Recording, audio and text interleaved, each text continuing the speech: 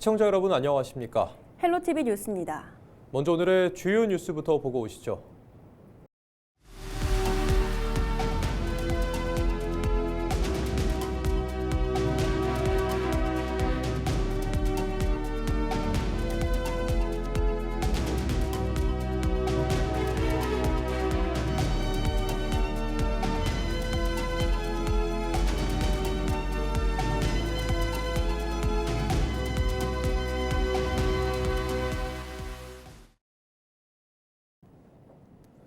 차기 전북도지사 선거 출마 예정자인 정헌율 익산시장이 더불어민주당 안호영 의원을 지지하기로 했습니다. 정 시장은 3일 전북특별자치도의회 기자회견장에서 자신이 이루고자 했던 꿈을 안호영 의원에게 넘기겠다고 밝혔습니다. 정 시장의 불출마로 민주당 전북도지사 선거는 안 의원을 비롯해 김관영 도지사, 이원택 국회의원 등 3자 대결로 압축됐습니다. 안호영 의원은 정책 연대를 넘어 더 나은 전북을 위해 경쟁하기보다 협력하기로 했다고 말했습니다. 남원시장 선거에서 공공의료 기반 시설 구축이 현안으로 떠오른 가운데 김원종 예비후보가 이재명 대통령에게 국립중앙의료원을 남원으로 옮겨달라고 공식 건의했습니다. 단순히 지역 개발을 넘어서 서울의 주택난 해소와 국가 균형 발전까지 이룰 수 있다는 구상을 내놓은 건데요. 하지만 이미 서울 신축 이전이 정부 국책 사업으로 확정된 만큼 이 제안의 실현 가능성과 앞으로의 추진 방향을 따져볼 정책 검증이 필요해 보입니다. 정명기 기자의 보도입니다.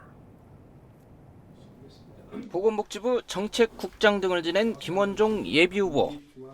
김 후보는 이재명 대통령에게 국립중앙의료원을 남원으로 옮겨달라는 정책 제안문을 발표했습니다. 서울 중구의 의료원 부지에는 대규모 아파트를 지어 주거난을 해결하고 남원에는 중앙의료원을 이전해 지역 의료 인프라를 크게 개선하자는 상생 모델입니다. 현재 서울은 유휴부지 부족으로 아파트 공급에 어려움을 겪고 있으며 지방은 의료 인프라 붕괴로 생존의 위협을 받고 있습니다. 저는 이 두 가지 문제를 하나의 열쇠로 풀 수 있도록 국립중앙의료원 NMC 남원 이전 및 동부지의 아파트 건립을 제안합니다. 여기에 국립의학전문대학원 설립과 카이스트 AI 공공의료 캠퍼스 유치까지 더해 남원을 완결형 의료 시스템을 갖춘 의료 도시로 만들겠다는 구상도 내놓았습니다. 하지만 정부 정책은 이미 다른 방향으로 진행되고 있습니다. 복지부는 국립중앙의료원을 서울 방산동 미군 공병단 부지로 신축 이전하는 사업을 확정했습니다. 총 사업비는 1조 8천억 원 규모로 부지 관리권 이관을 마치고 실시 설계까지 들어간 상태입니다. 내년 상반기 착공을 앞둔 국책 사업인 만큼 현실의 벽은 높아 보입니다. 자기 집까지 파는 대통령이라면 저는 이거 할 거라고 믿어요. 그래서 이거 충분히 일단 전달을 드리고 제가 우리 보건복지 수석 비서관님도 잘 아시고 우리 비서관들도 다 알고 복지부 장관도 알고 하기 때문에 청와대뿐이 아니라 국립의전원 관련 법안도 국회 소관 상임위원회 소위를 통과했지만 특정 지역은 정해지지 않았고 야당인 국민의힘 반발 등 본회의 통과까지는 조정 과정이 남아 있습니다. 카이스트 AI 공공의료 캠퍼스 유치까지 포함한 김 후보의 이번 제안은 중앙정부 국책사업 틀 안에서 남원의 미래를 위한 정책적 화두를 던진 것으로 풀이됩니다. 복지부 요직을 거친 전문가로서의 경험을 내세운 김 후보의 제안이 정부 정책 변화를 이끌 수 있을지 아니면 기존 국책사업과 조화를 어떻게 이뤄갈지가 앞으로 정책 검증 과정에서 유권자들이 주목해야 할 지점으로 보입니다. 헬로티비 뉴스 정명기입니다. 6.3 지방선거를 앞둔 더불어민주당 전북자치도당이 전북지역 기초단체장 공천 작업을 다음 달 20일까지 마무리할 것으로 보입니다. 윤준병 전북도당위원장은 3일 도의회에서 기자회견을 열고 시군 단체장 후보를 4월 10일 이전에 확정할 계획이며 중앙당 지침대로 4월 20일까지 모든 공천 작업을 마무리하겠다고 밝혔습니다. 다만 공직 하위 20% 대상자는 규정상 비공개를 유지하고 있다며 추후 보도자료를 배포하겠다고 덧붙였습니다. 공천 후보자 중 부적격 대상자를 제외하고는 정성평가를 통한 컷오프는 없을 것이라고 전했습니다. 윤 위원장은 이어 현대차그룹의 새만금 9조 원 투자가 전북도약의 길을 제도와 예산, 실행으로 뒷받침할 수 있도록 지원하겠다고 강조했습니다. 김관현 전북특별자치도지사는 현대로템의 투자 협약은 전북의 방산 생태계라는 퍼즐의 마지막 조각을 맞춘 것이라고 말했습니다. 김관영 지사는 전북도청에서 기자회견을 열고 3일 현대로템은 전북도, 무주군과 투자 협약을 맺고 3천억 원을 들여 무주 일원의 항공우주 생산기지를 짓기로 했다고 밝혔습니다. 또 오는 3월 말로 예상된 방위사업청 주관 방산혁신클러스터 2.0 공모에 도전할 뜻도 내비쳤습니다. 지역 방산 생태계 조성을 위한 공모에 지정되면 2026에서 2030년 국비 249억 원을 받을 수 있습니다. 김정기 전북특별자치도 의원이 저서 기본사회 부안 출판기념회를 열고 정책 구상을 공유했습니다. 김 의원은 지난달 28일 부안 K 컨벤션 웨딩홀에서 출판 기념회를 개최했습니다. 지역 정치권 인사와 군민 등 천여 명이 참석한 행사는 저자가 직접 프레젠테이션에 나서 책의 주요 내용을 설명하는 방식으로 진행됐습니다.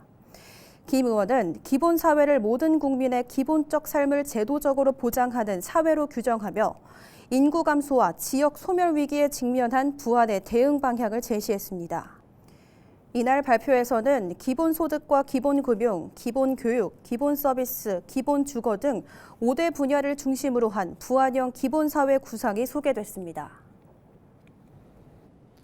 전북특별자치도 시군의회 의장협의회는 2차 동학농민혁명 참여자 독립유공자 서훈 인정 법령 개정과 지방의회법 제정을 촉구했습니다. 협의회는 2차 동학농민혁명이 일본군의 경복궁 점령 이후 전개된 항일 무장투쟁이라고 밝혔습니다. 또 현행 독립유공자 서훈 기준이 독립운동 기점을 1895년으로 제한해 참여자들이 제도적 사각지대에 놓여 있다고 설명했습니다. 협의회는 건의안을 통해 정부의 2차 동학농민혁명 항일 무장투쟁 성격에 대한 공식 인정과 독립유공자 서훈 대상에 참여자가 포함될 수 있도록 관련 법령의 개정 등을 주문했습니다.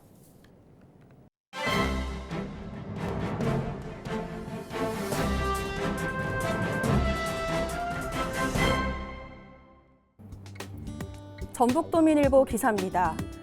6.3지선이 90여일 앞으로 다가온 가운데 공천 티켓을 거머쥐기 위한 경쟁의 막이 올랐다는 내용인데요. 전북은 사실상 더불어민주당 텃밭으로 여전히 경선이 곧 본선으로 민주당 공직선거 후보자 접수가 마무리됨에 따라 경선을 향한 이들의 각축전이 시작된 셈이라는 분석입니다. 특히 14개 기초단체장 경쟁률이 4.3대 1로 4년 전보다 상승한 만큼 경쟁 열기는 한층 더 뜨거워질 전망이라고 하는데요. 이 중 14개 시군의 기초단체장 후보자는 총 60명에 달해 4.3대 1의 경쟁률을 기록했다고 전했습니다.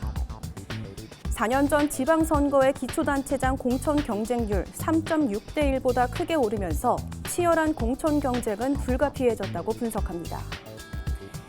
14개 시군 가운데 현역 3선 연임 제한으로 무주공산이 된 익산시와 임실군보다 군산시와 정읍시의 경쟁률이 가장 높았다고 하는데요. 이들 지역에서 접수한 후보자는 각각 8명이라고 밝혔습니다.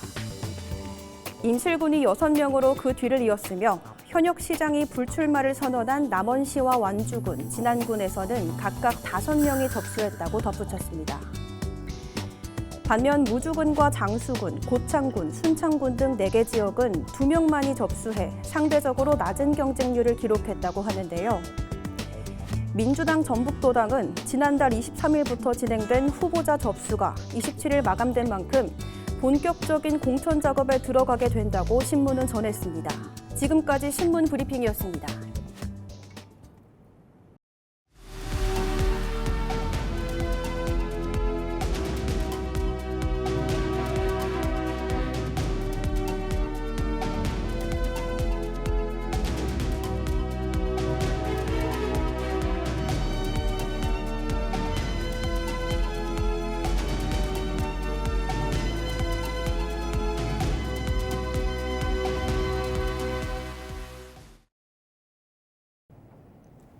전북과학대학교에서 정읍시와 연계한 문화경제 콘텐츠 제작 사업이 진행되고 있는데요.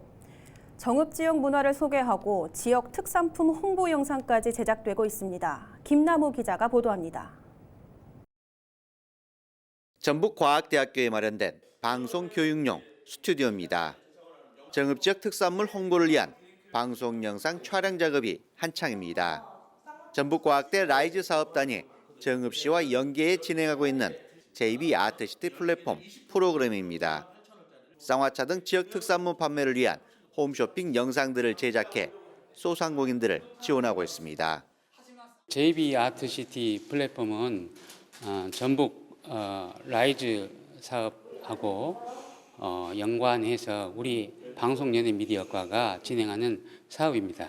이 라이브 커머스를 통해 소상공인의 즉각적인 매출 성장, 그리고 지역경제의 활성화, 그리고 청년 일자리 창출이 효과적일 거라고 생각을 합니다. 정읍사 공원과 정읍농악전수관 등 정읍 지역 겨울 관광 자원을 알리는 홍보 영상도 제작되고 있습니다. 특산품 판로에 어려움을 겪고 있던 소상공인들도 홍보 영상 제작을 통한 매출 증가를 기대하고 있습니다. 전북과학대학교에서 이렇게 자리를 마련해 주시고 우리 소상공인들에게 힘을 주기 위해서 이런 시설들을 통해서 홈쇼핑을 하고 있는데요. 저희 업체에서도 많은 매출 확대에 도움이 될 것 같습니다. 교육부가 지역 발전과 연계한 전략적 지원을 통해 지역과 대학의 동반 성장을 추진하는 라이즈 사업. 전북특별자치도는 우수한 모델을 만든 대학에 추가 투자를 통해 전북형 라이즈 추진 모델을 만들어갈 계획입니다. 헬로티비 뉴스 김나옵니다. 허위 임대차 계약서를 이용해 청년 전세자금 수십억 원을 대출받아 가로챈 부동산 업자 3명이 구속됐습니다. 전북경찰청 형사기동대는 사기 혐의로 부동산 업자 50대 A씨 등 3명을 구속하고 명의대여자인 30대 B씨와 허위 임차인 등 80여 명을 불구속해 수사 중이라고 밝혔습니다. A씨 등은 2021년에서 2025년 허위 임대차 계약서를 체결하고 은행에서 70여 차례 80억 원의 전세 대출을 받았습니다. 이후 대출이 실행되면 전세 계약을 파기해 대출금을 나눠 가진 것으로 확인됐습니다. 정치권과 인맥을 과시하면서 공사 수주나 취업을 미끼로 40대가 10억 원대의 돈을 가로챘다는 고소장이 접수돼 경찰이 수사 중입니다. 전북경찰청은 사기 혐의로 고소장이 접수된 A씨가 출석 요구에 불응함에 따라 체포영장을 발부해 소재를 파악하는 등 수사에 나섰다고 밝혔습니다. 고소장에는 A씨가 지난해 7월 건설회사를 운영 중인 B씨에게 새만금의 370억 원 규모의 인공지능 AI 센터 공사 수주를 도와줄 수 있다며 정치인 후원금 등을 빌미로 12회에 걸쳐 2억 1천여만 원을 편취한 내용이 담긴 것으로 확인됐습니다. A씨는 또 자녀 취업 등을 미끼로 다른 피해자 여러 명에게 10억 원대의 금품을 가로챈 혐의로도 고소장이 접수된 것으로 확인됐습니다. 출소한 지 4개월 만에 또다시 절도를 한 혐의로 50대에게 징역형이 선고됐습니다. 전주지법은 특정 범죄 가중처벌 등에 관한 법률 위반과 건조물 침입 혐의로 기소된 55세 A씨에게 징역 3년을 선고했습니다. A씨는 지난해 11월 12일 시가 80만 원 상당의 전기자전거와 목도리 등을 훔친 혐의를 받고 기소됐습니다. 같은 해 10월 18일과 20일에는 전주시 완산구의 한 목욕탕 건물 외벽에 있는 창문으로 여탕을 훔쳐보려 한 혐의도 받고 있습니다. 앞서 A씨는 2021에서 2025년 여러 차례 저지른 도둑질과 실형을 선고받고 출소한 지 4개월 만에 또 범행한 것으로 파악됐습니다. 정읍시가 정읍천 일원에 장애물 없는 공중 화장실 3곳을 신축합니다. 정읍시는 7억 5천만 원을 투입해 오는 4월 개방할 예정입니다. 신축 화장실은 산책로 이용이 많은 지점에 배치해 접근성도 높일 계획입니다. 정읍시는 밝고 쾌적한 내부 공간을 조성하고 주변 경관과 조화를 이루는 외관 디자인을 적용해 도시 미관 개선 효과도 거둘 것으로 기대하고 있습니다. 이번에 신축되는 정읍천 화장실은 설계 단계부터 BF 기준을 적용했으며 가족 화장실과 비상안전벨 등 편의시설과 안전시설도 갖춰 시민 누구나 안심하고 이용할 수 있게 하였습니다. 지리산 람천에서 하천 점용 허가 없이 진행된 소교량 정비 사업의 파장이 커지고 있습니다. 일각에서는 특정 시설 진입로를 위한 특혜성 공사가 아니냐는 의혹까지 제기되는 가운데 정부가 합동 감사를 벌이고 있는 것으로 확인됐는데요. 공사 과정에서의 부당한 행정 행위는 물론 하천 관리 행정 전반에 대한 고강도 조사가 진행되고 있는 것으로 보입니다. 정명기 기자의 단독 보도입니다. 지리산의 젖줄 멸종위기 수달이 사는 남원 람천입니다. 하지만 하천 점용 허가도 없이 진행된 다리 공사로 강바닥이 파헤쳐졌고 흙탕물이 며칠 동안 하류로 흘러내리며 인근 주민과 환경단체의 반발을 불러왔습니다. 남원시에서 지금 산내면에 남천 공사를 지금 진행하겠다고 합니다. 훼손을 한다? 훼손은 안 하지만 강바닥을 끓게 되면 그게 살고 있는 천년 생물들이 다 지금 어종이나 또 수달 같은 뭐 긁어내고 그러면 안 된다? 예. 이재명 대통령은 현장의 목소리를 듣고 즉석에서 기후에너지환경부에 조사를 지시하기도 했습니다. 지리산의 그 산천, 하천 뭐 이런 거의 훼손 보전 문제 같은데 저기 그 환경부에 어차피 접수를 하면 넘겨줄 거 아니에요? 네, 맞습니다. 환경부 쪽에서 한번 챙겨보라고 할게요. 기후부와 행정안전부 등은 최근 8명 규모의 합동 감사반을 남원시에 급파한 것으로 파악됐습니다. 지난 23일부터 닷새 일정이었지만 추가 조사까지 이어지고 있습니다. 감사반은 공사 과정의 행정 처리뿐 아니라 하천 관리 전반을 정밀하게 조사하고 있는 것으로 알려졌습니다. 전북특별자치도와 남원시 하천 관련 부서는 하천법상 정비 대상이 아니라고 선을 긋고 있습니다. 기본계획은 확실히 없습니다. 하천 기본계획 수준에 맞지는 않는 시설물이라고 말씀드릴 수 있죠. 하지만 사업부서는 소규모 공공시설 안전관리 등에 관한 법률에 따른 공사였다는 주장이어서 논란입니다. 하천업주가 저희 안전장관 수반이었는데 저희 건설가로 하천업주가 위반이 되면서 저희가 좀 약간의 미스가 있었어요. 일각에서는 공사 위치와 방식 등을 근거로 특정 시설의 진입로를 위한 특혜성 사업 아니냐는 의혹도 제기합니다. 동네 주민 사업을 안 해주면서 개인 업체잖아요. 한 집을 내서 해주는 건데. 이번 정부 합동감사가 지리산 권역 하천 행정의 위법성 여부까지 밝혀낼 수 있을지 주목됩니다. 헬로티비 뉴스 정명기입니다. 정월 대보름을 맞아 남원시 신기마을에서 진기리 느티나무 당산제가 열렸습니다. 마을 주민들이 마련한 행사는 보절면 농악단의 흥겨운 공연으로 시작해 마을의 평안과 주민들의 건강을 기원하는 제례가 이어졌습니다. 마지막 순서인 소지 행사에서는 흰 한지를 태우며 소망을 하늘로 올리는 장면이 펼쳐졌습니다. 신기마을 주민 인터뷰 들어보시죠. 오늘 당산제를 통해서 느티나무의 가치를 알리고 풍년과 주민의 안녕을 기원드립니다. 수령 600년으로 추정되는 천연기념물 진기리 느티나무는 마을의 상징으로 전설과 함께 전해지고 있습니다.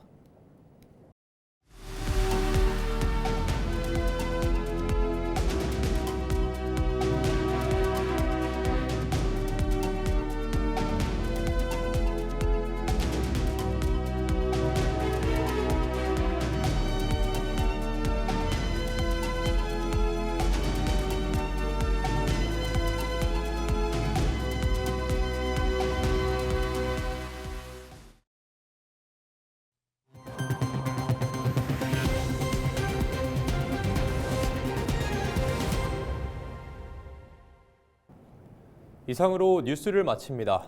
시청해주신 여러분 고맙습니다.